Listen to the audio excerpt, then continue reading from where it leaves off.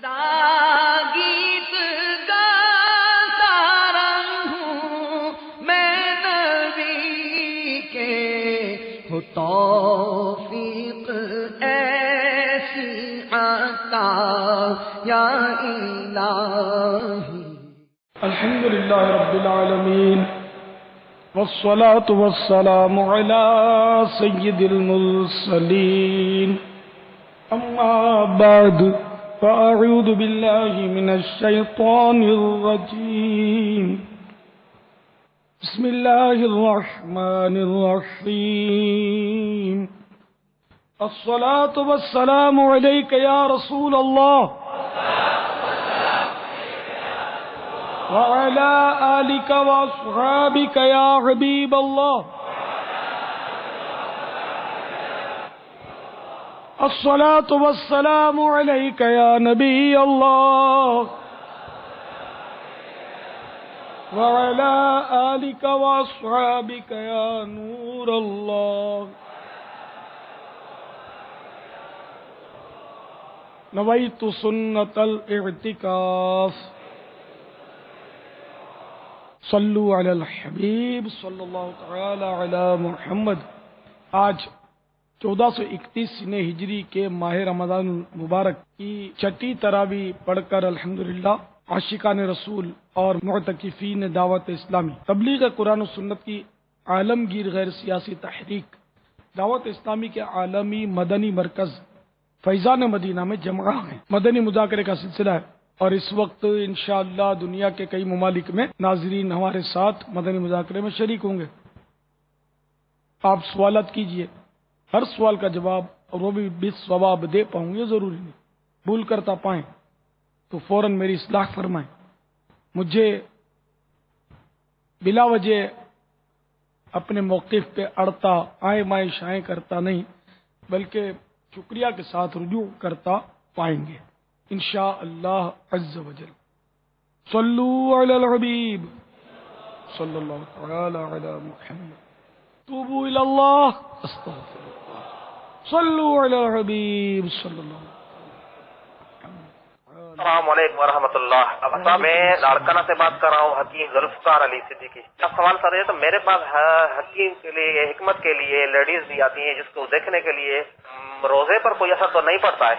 یہ تھوڑی وضاحت فرما دے میرا۔ السلام علیکم ورحمۃ اللہ۔ وعلیکم السلام ورحمۃ اللہ وبرکاتہ۔ علاج کا جہاں تک تعلق ہے تو عورت کے لیے یہ ضروری ہے کہ صرف عورت سے علاج کروائے، اور وہ بھی مسلمان عورت سے، جبکہ بے پردگی ہوتی ہو۔ اگر مکمل پردے کے ساتھ غیر مسلمہ عورت سے ضرورت پڑے تو علاج کرا سکتی ہے، جبکہ کوئی مسلمان طبیبہ نہ ملے۔ اسی طرح مسلمان طبیبہ نہیں ملتی، یا ہے تو صحیح جس کو ہم لیڈی ڈاکٹر کہتے ہیں، تو لیڈی ڈاکٹر یا تو ملتی نہیں ہے یا ہے لیکن ہمارا علاج اس سے، یعنی اس اسلامی بہن کا علاج اس سے ہو نہیں پا رہا، اس کو فائدہ نہیں ہو رہا، تو اب ایسی صورت میں وہ مرد ڈاکٹر سے علاج کروا سکتی ہے، اور ضرورتاً اپنا بدن جو ہے اس کا وہ حصہ اس کو دکھا بھی سکتی ہے جہاں اس کو جسے پھوڑا ہے، زخم ہے یا نبض دیکھنا ضروری ہے تو وہ دکھا سکتی ہے۔ یہ تو عورت کا تھا مسئلہ۔ اب رہا مرد کا مسئلہ، سارے ڈاکٹر یا طبیب کے لیے تو کہیں ہم نے یہ نہیں پڑھا جزیہ کہ ڈاکٹر کے لیے بھی شرط ہو کہ ہر آنے والی مریضہ سے معلوم کرے کہ تم نے ساری لیڈی ڈاکٹروں سے علاج کروا لیا، کہیں بھی تم کو فائدہ نہیں ہوا وغیرہ وغیرہ، تو ایسا کہیں پڑھا نہیں ہے واللہ اعلم۔ تو طبیب کے لیے یہ ہے کہ اگر مریضہ آتی ہے اس کو تو اس کو نگاہوں کی حفاظت کرے، یہ روزے سے اس کا تعلق نہیں ہے، یہ ایک مستقل مسئلہ ہے۔ طبیب کو چاہیے کہ وہ مریضہ سے اپنی آنکھوں کی حفاظت کرے۔ ہاں، وہ مرض کی جگہ کو ضرورتاً دیکھ سکتا ہے، ضرورتاً چھو بھی سکتا ہے، لیکن جتنی ضرورت ہے اتنا حصہ وہ دیکھے اور جتنی ضرورت ہے اتنا ہی حصہ چھوئے۔ اب اگر وہ ضرورت سے زیادہ حصے کو دیکھتا ہے، ضرورت سے زیادہ چھوتا ہے، خواہ اس کو دباتا ہے،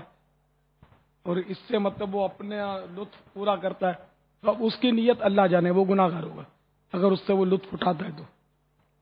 صرف مرض والا حصہ وہ ضرورتاً دیکھ سکتا ہے۔ یہ ہے مسئلہ طبیب کا، اس لیے وہ روزہ ہے تو بھی کوئی حرج نہیں ہے، اور اگر رمضان شریف کے علاوہ بھی ایسا موقع پیش آتا ہے تو کوئی مضائقہ نہیں ہے۔ واللہ تعالی اعلم ورسولہ اعلم عز وجل وصلی اللہ تعالی علیہ وآلہ وسلم۔ صلو علی الحبیب صلی اللہ تعالی علی محمد۔ بابا ایک اسلام بھائی نے سوال یہ کیا ہے کہ مجھے نماز میں وسوسے بہت آتے ہیں، مزہ نہیں آتا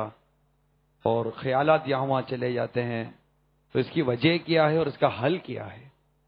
نماز میں وسوسے آتے ہوں تو اس کا مفتی احمد یار خان نعیمی رحمۃ اللہ تعالی علیہ نے ایک اچھا علاج بتایا ہے کہ نماز شروع کرنے سے قبل بائیں طرف لیفٹ سائڈ 3 مرتبہ تھتکار دے، بھلے تھوک نہ نکلے، مسجد میں تھوک نکلنا بھی نہیں چاہیے، جیسے اور لا حول ولا قوت الا باللہ العلی العظیم پڑھ لے تو انشاءاللہ عز و جل وسوسوں سے بچت رہے گی۔ لیکن اس میں یہ بھی مزید لکھا ہے انہوں نے کہ نماز کے دوران جہاں سجدہ کیا جاتا ہے اس جگہ دیکھے، سجدے کے اندر ناک پر نظر رکھے، اور جیسے جلسے یا التحیات 2 سجدوں کے درمیان بیٹھا، اس کو جلسہ بولتے ہیں، اور التحیات میں بیٹھنا جس کو قاعدہ بولتے ہیں، تو قاعدے میں جلسے میں نظر گود میں رکھے، اور رکوع میں نظر اپنی پاؤں کی انگلیوں پر، انگوٹھا اور اس کی یہ انگلیاں جو ہوتی ہیں نا ان پر رکھے تو انشاءاللہ وسوسے نہیں آئیں گے۔ اور یہ نظر رکھنے کا جو میں نے آپ کو بتایا نا، یہ ویسے ہی مستحب ہے، نماز میں نظر رکھنی چاہیے سجدے کی جگہ، قیام میں، اور رکوع میں پاؤں کے پنجے پر، یعنی کہ انگلیوں پر، انگلیوں والے حصے پر، اور سجدے میں ناک پر، اور التحیات میں گود میں نظر رکھنی چاہیے، یہ مستحب ہے۔ روحانیت نہیں ملتی، اب روحانیت نہ ملنے کے تو اسباب بے شمار ہیں۔ اول تو نماز کے لیے ہمارے پاس وقت مناسب مقدار میں ہم نکال نہیں پاتے، ہم لوگ یعنی کہ جلدی مچاتے ہیں اس میں۔ وضو کیا تو وہ بھی بھاگم بھاگ کر کے جلدی جلدی بس وہ جوں توں مطلب وضو کیا، اور اگر میں کہوں کہ ایک تعداد ہے کہ جس کو وضو نہیں کرنا آتا تو میں اس میں بھی غلط نہیں ہوں، کیونکہ وضو میں بعض جگہیں ایسی ہیں کہ اگر اس کے لیے خصوصیت کے ساتھ توجہ نہ دی جائے تو ان میں اندیشہ کہ سوکھی رہ جائے وہ جگہ، اب وہ سوکھی رہ گئی تو وضو نہ ہوا، تو اب بے وضو ہے یہ بندہ، اب بے وضو جب نماز پڑھے گا تو روحانیت لائے گا کہاں سے، آئے گی کہاں سے، نماز ہوگی ہی نہیں۔ اب مثلا یہ کان پٹی بولتے ہیں اس کو، اس جگہ کو، یہ کلمیں جو ہوتی ہیں، سر کے بال جو یہاں تک آتے ہیں اس کو کلمے بولتے ہیں عام طور پہ، یہ کلمے اور یہ کان کی یہ حصہ جو نہیں اصل کان پٹی کہلاتا ہے جی، کان پٹی یا کان پٹی، کن پٹیاں مختلف شاید اس کی وہ تلفظ ہیں، تو یہ حصہ جو ہے نا جہاں میں انگلی بابا یہ دوسری طرف سے بتائے نا تاکہ مدنی چینل کے یہاں سے یہ حصہ یہ کلمے ہیں، اور یہ ابری ہوئی جو حصہ ہے یہ کان پٹی یہ حصہ کہلاتا ہے۔ یہ حصہ اگر توجہ نہ دی نا تو سوکھا رہ جاتا ہے وضو میں، نہیں یوں وضو کرتا ہے آدمی، یوں کر کے یوں لے جاتے ہیں لوگ، تو یہ حصہ سوکھا رہ جاتا ہے۔ اور یہاں بھی اگر احتیاط نہیں تو یہ ہڈی ہے نا، یہ ٹھوڑی، اس کو پکڑیں گے نا تو یہاں تھوڑا گڑا نظر آئے گا، تو جہاں سے گڑا شروع ہوتا ہے نا اس سے پہلے جو ہڈی ہے اس کو ٹھوڑی بولتے ہیں، ٹھوڑی پوری دھلنی چاہیے۔ اسی طرح یہ ہڈی جتنی آپ دیکھیں گے نا یہ سب دھلنی چاہیے، چہرے میں شامل ہے، اور سر کے بال جہاں سے جمنے شروع ہوئے یہاں سے لے کر یہ ٹھوڑی تک، ٹھوڑی کے نیچے تک، اور ایک کان کی یہ لو سے لے کر دوسری کان کی لو تک، یہ سارا جو حصہ نا اس میں کم از کم 2 قطرے بہہ جانے چاہیے۔ دھونے کی تعریف یہ کہ کم از کم 2 قطرے